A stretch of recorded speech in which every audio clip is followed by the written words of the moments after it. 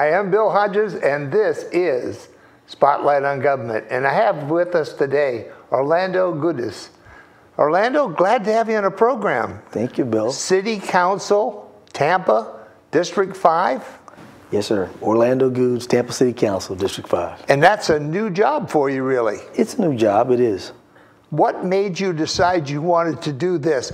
By the way, I understand that it's something that probably people say, well, I just want to be of service, but there's got to be more to it than that. Well, I've always been a public service. I'm a retired police officer, City of Tampa Police Department. Really? For 26 years.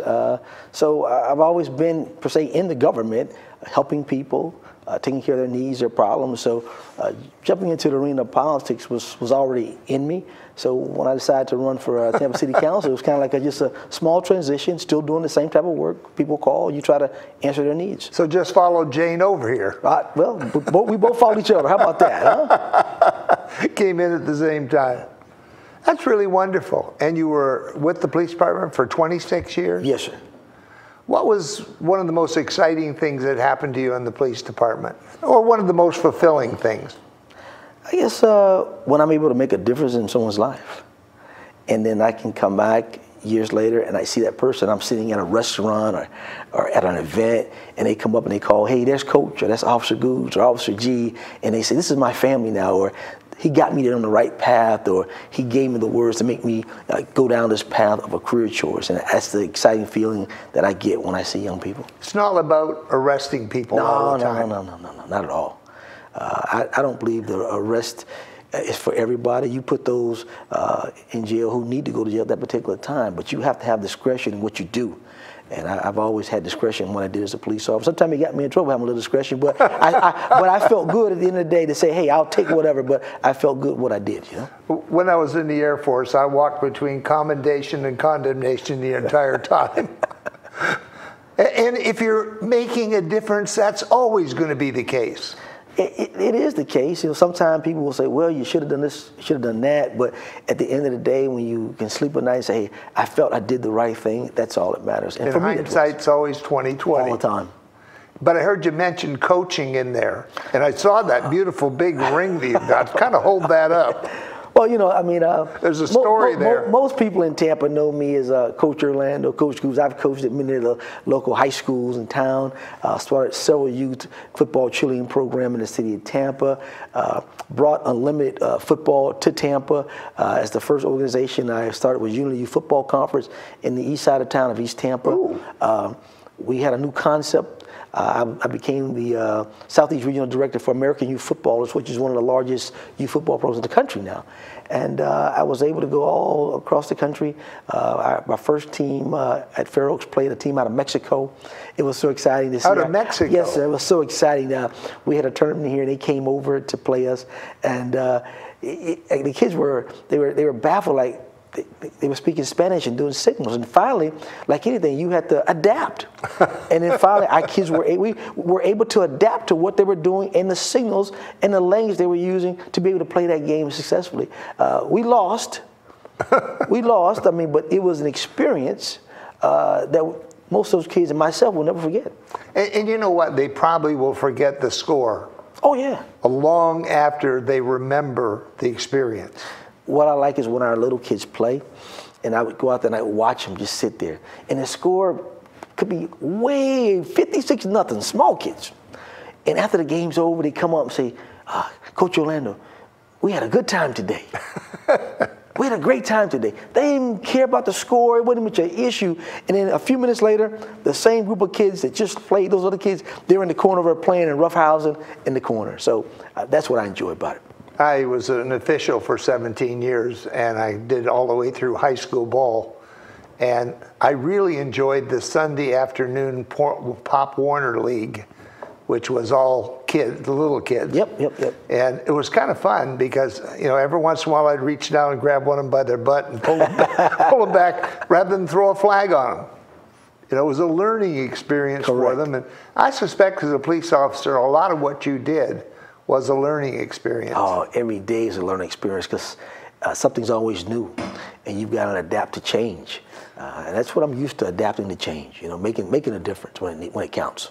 Well, let's go back to my original question. What made you decide that you wanted to throw your hat in the ring for city council? I just saw some needed change, especially the district that I'm in, District 5. It has its challenges. People call that the Black District or the East Tampa District, but my district is full of everybody. I tell people we're the most busiest office at City Council. The phones never stop ringing, emails never stop coming. Everybody wants me there. I'm at the 4 North of Bush Boulevard, south of Sulphur Springs. Then we come on down to Temple Crest area, to the city limits of 53rd Street. Then we come on down to the middle of the district of all of East Tampa, again to the east with Holland Pines, Grant Park. To the west, I have Seminole Heights. I have Tampa Heights. I've got downtown. I got Channelside. So I got everybody, and everybody is calling because they have their own different issues. And the issues are sometimes complex sometimes. But when I look at the overall district, I tell all my constituents that a fire has been lit in certain parts of the donut, I call it. But I've got to make sure I lit a fire in the main core of the East and bring those services that they haven't received that others have. So that's my challenge right now, to make sure that I'm giving a balance to my district. I think it's interesting you said the Black District, but you know, you also pointed out that there's a lot more to it than that. Absolutely. And strangely enough, we were just at the Ybor City Museum. I didn't even know it existed. I've lived here 20 years, and I didn't know this wonderful piece of history is right downtown in Tampa, there in Ybor City. And we spent a couple of hours, and I want to go back. But it cleared up for me. I thought that Ybor City was all Cuban. No. And it wasn't. There was the German club, the Italian club. There was all kinds of different people living in that Ybor City area, and all had its own little purpose. And Ybor is a part of my district too. Yeah, and the German, you know, I said, what did the Germans do? Well, the Germans made the little things that go on cigars, the bands. Ah. They designed the art. And so you got a history lesson that day. Yeah, it was cool.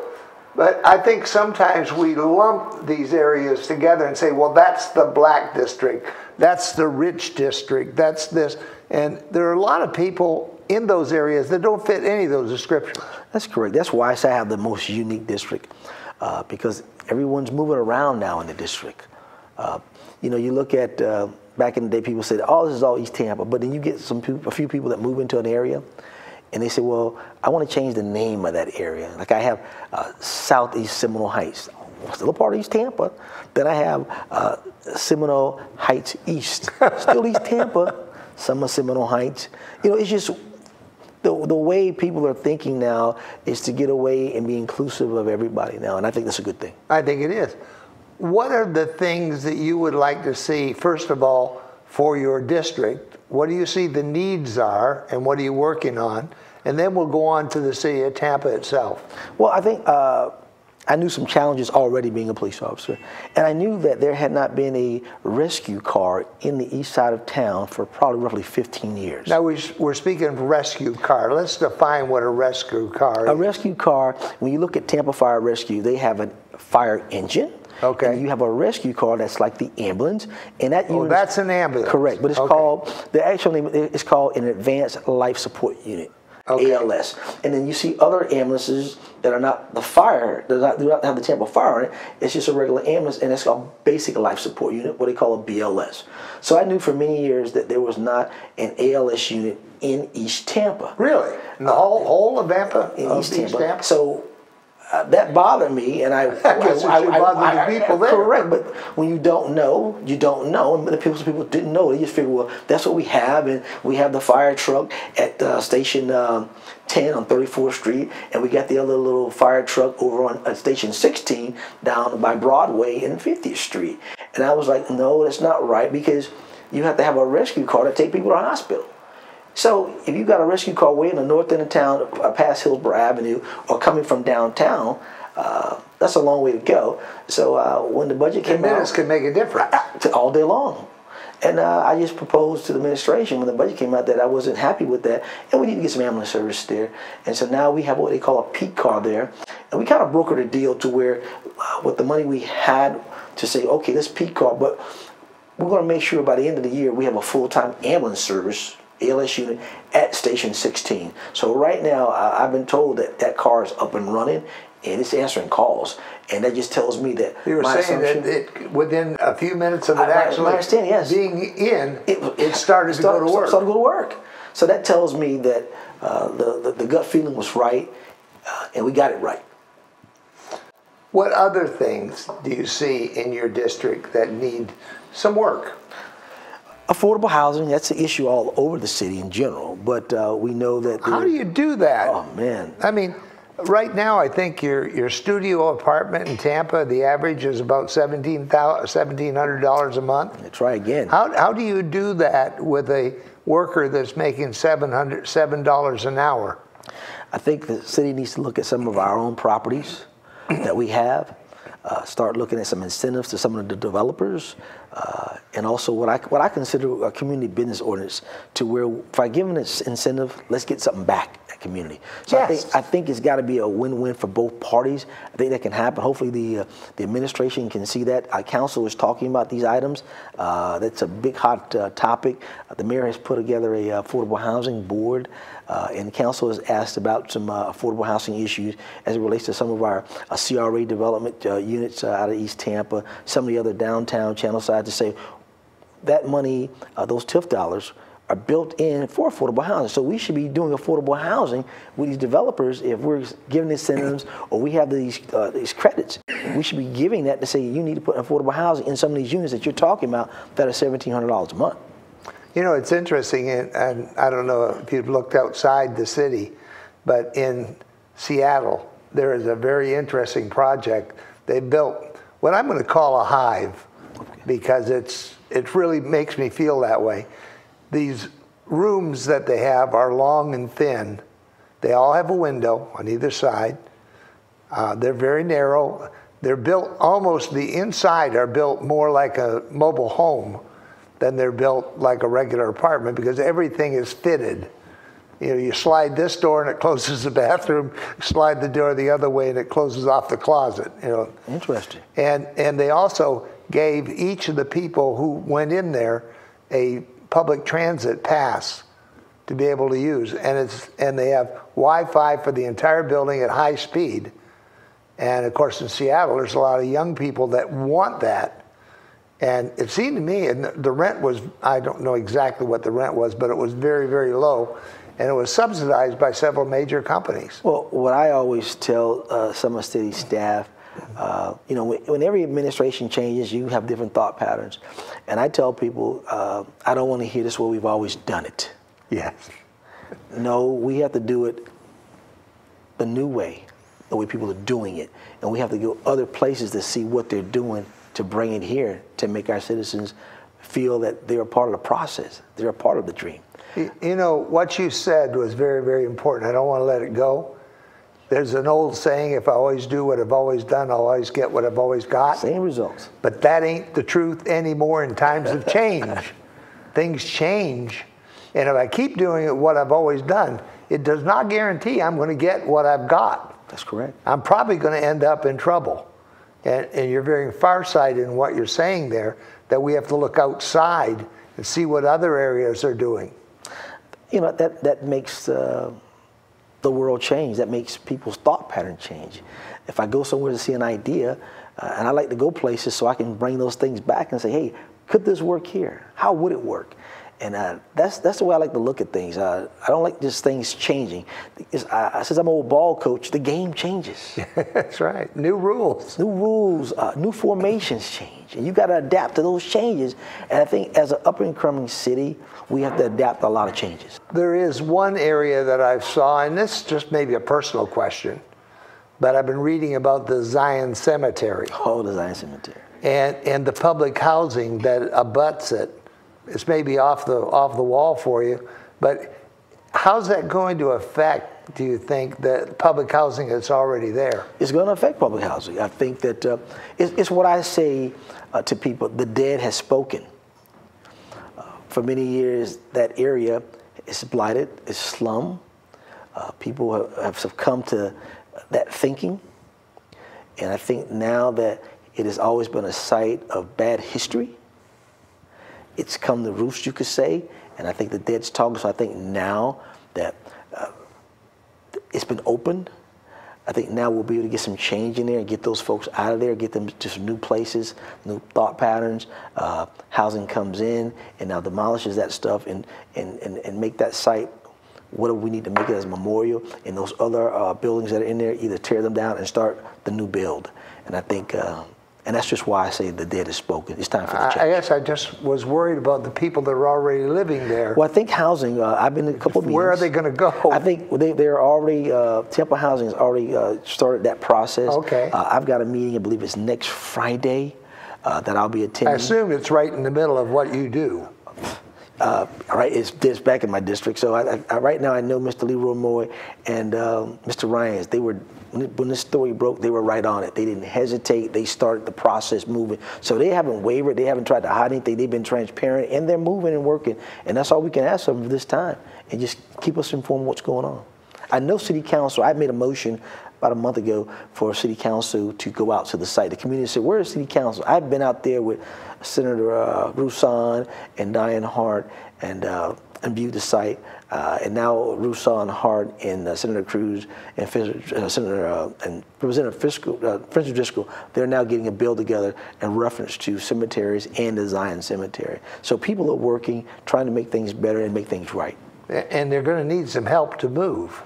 Absolutely. I mean, it's one thing for you or I to have to move somewhere. Okay, we'll suck it up and move. But a lot of these people don't have anything, and they're living there because it's close to their job.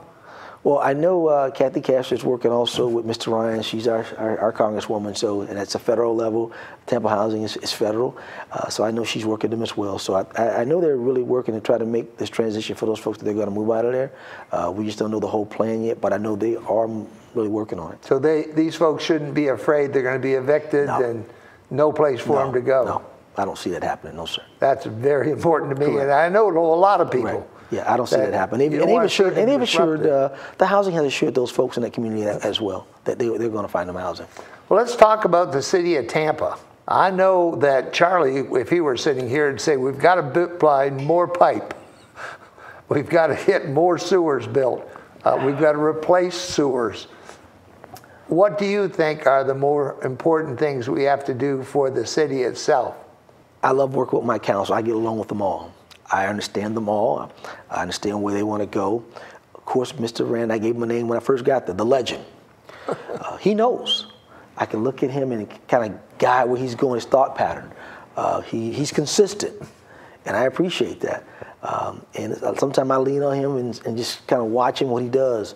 He gives you a little motivation of advice to where you know where you need to be going.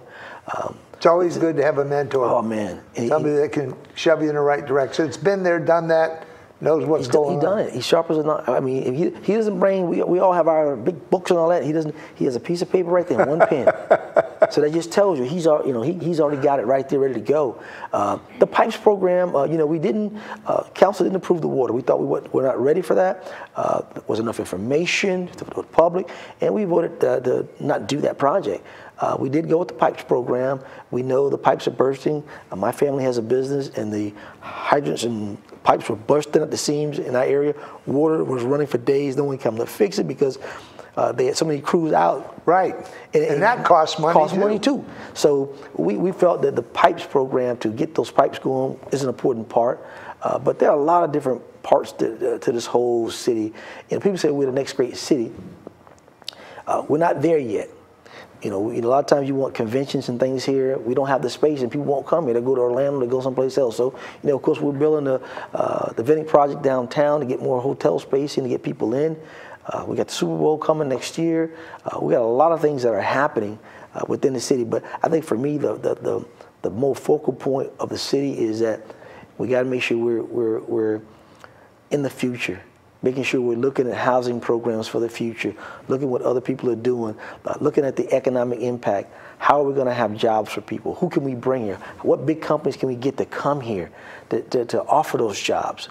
That's the key, because if you're working, you ain't crying, you're eating, you're providing for your family. It's when you don't have anything in your pocket. Not only that, you're feeding other people because of your wages you're spending. All day long.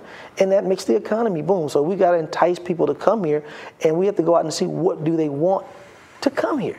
So if we know what people are looking for, then we need to start building on that future to make sure we get them here so everybody can be a productive citizen and have what they need. Well, I know Charlie is always talking about pipes in the city of Tampa reaching all the way to New York, and many of them being older than he is. Well, almost all of them being older than Charlie. They are old. I can tell you, they are old, and he is right. The pipes need to be done, and so we're on that path. What about transportation? Man, that's a tough one, to be honest with you. You know, I live out in Sun City Center. It's a tough one. And I would love to come downtown more often, and it would be so neat to have some kind of rapid transit that ran up and down 75 and got me into the city without having me to try to go downtown, fight the traffic, and find a place. Because honestly, I love Tampa. I think it's a beautiful city, but I don't go downtown very often because I don't need that kind of traffic. I think once the offer transportation is settled, the money is there. It's been occurring. So I think once we get a decision on that, I think we'll be able to start doing some things. People talk about the buses. And I have a different view on spending all the money for just getting more and more buses. I have to look at, well, who's riding it now? If you see ghost towns on buses now, is that the answer? I don't think that's the answer to have so many buses. I think we need to look at what other places have done. Oh, yes. I think we need to look at, well, what really works. We have all these six railroads that run through all these different communities. I think we need to be focusing on those areas about transportation. For me, it ain't all about busing to me. Now, we had some hubs, and those buses, when you get off, can take you where you got to go. I'm great, but to me, I think when we just invest a lot on a lot of buses, for me, I don't think that's the right move. I think we can invest in some buses, but I think we have to be invested in other means of mobility to get around. Well, I look at places like the Bay Area. BART not only services the Bay Area, but goes way up like to the northern parts of California. And you can be down into the city of San Francisco in an hour. Now, I can tell you a story. And it relates back to football again. We took a bunch of all-star kids from the area, and my Orlando group, we went together, fused some teams together. We went to New Jersey and New York. Well, I had never been to New Jersey and New York. So it was an experience for me and for my kids who would never, ever probably get an opportunity to go. So we go. We're there. We get on the bus line there. We get on the ferry. Oh. I mean, a real ferry. I know we got a little ferry here that we've been doing some money, but it's not like a ferry like New York Ferry, to where you in one part of the city and that joker beelines you to the other side. You there, cabs are waiting for you, buses are there, and now you're going to work, whatever. Now, if you had that Tampa, St. Pete, or even you had it going up the line to going up towards Sun City, whatever people can get on, and it can get you down into the city, now we're talking, because now people can say, that's running, you get there 15, 20 minutes, maybe shorter than that, depending on the speed of this thing.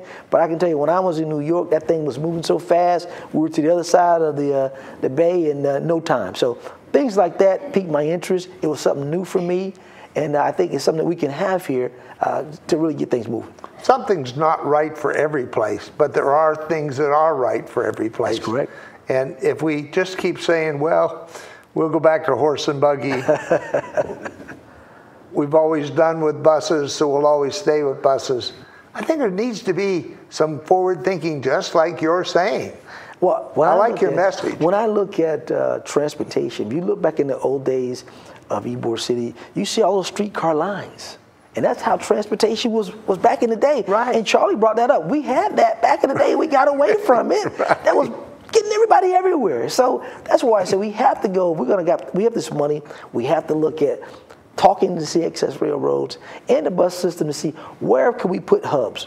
And we can't say we're going to start over here first. We have to start where those who need it the most can get it, to get to work. To get to work.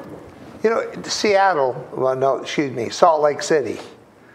Once you get inside of Salt Lake City, inside the city limits, you don't pay for transportation. You get on the buses, you get on the trams, you get on whatever, and they take you where you go. And you think about the number of people who are working every day who need that kind of assistance, especially if we're only going to pay them $7 an hour or $8 an hour. I was talking to the new heart director, Ben, and he came to see me, and he said, Gudes, what do you want to see? What do you think? I said, well, you're the expert. I said, you've been in Atlanta. I said, you got your job worked out for you, because Atlanta's totally different here, because they got some transportation. I said, but let's imagine this. I'm a guy who lost my job, but Amazon's in town now. But Amazon's way out there by Wamama. I don't own a car. I said, tell me which bus can I get on to get to work by 5. He put his head down. He said, you're right. So if I wanted to get that $15 an hour, $17 an hour job, there's no transportation to get me there to get to work on time. And they're building more houses out there, which means more traffic is going to come into the city. Absolutely. Which is not good. We're already over-trafficked. I wanted to give you a minute or two at the most to be able to talk right to the camera and to the people who got you elected, tell them thank you, and to assure those who didn't vote for you that you're going to work for them too. Would you like to do that? Oh yeah, absolutely. Well, I just thank you for inviting me here today. I think it is a pleasure when anybody invites you into their home and just to talk. For the voters who voted for me and those who didn't, I work for everybody. I'm a District 5 representative, but I get calls from all over the city. So I make sure my office knows we answer everyone's calls. A lot of times I go out to people's homes or their businesses to see what they're talking about. I don't just sit in the office. I go to, people say I'm the hardest working council they've seen because I'm at all the events. I just try to be there for the people. I was a police officer for a long time, so I know it's important for people to vent sometimes, just to get out what they want to say and just to hear what they have to say. And sometimes that's all they want, just to be able to tell somebody their story and move on. Listen. So that's what I have the understanding for, and that's what I'll continue to do as your District 5 City Councilman. Orlando Gudes, thank you. Gudes, we're going to get it right, Bill. We're going to get it right, Bill. I got it right the first time, but there's an E in there. It's been great having you on the program. Will you come back? Absolutely. Absolutely. Councilman for District 5, City of Tampa. You know, it's very important that we remember, I think, that this is one area. I don't care if you live in Brandon, you live in Sun City, wherever you live, if the city dies, we're in trouble. Absolutely. So thank you so much for being on the show. You're unique, you're special, and you're great. Tell yourself so often because you are, you know. We'll see you on the next Spotlight on Government. And again, thanks for being with me. Thank you, Bill.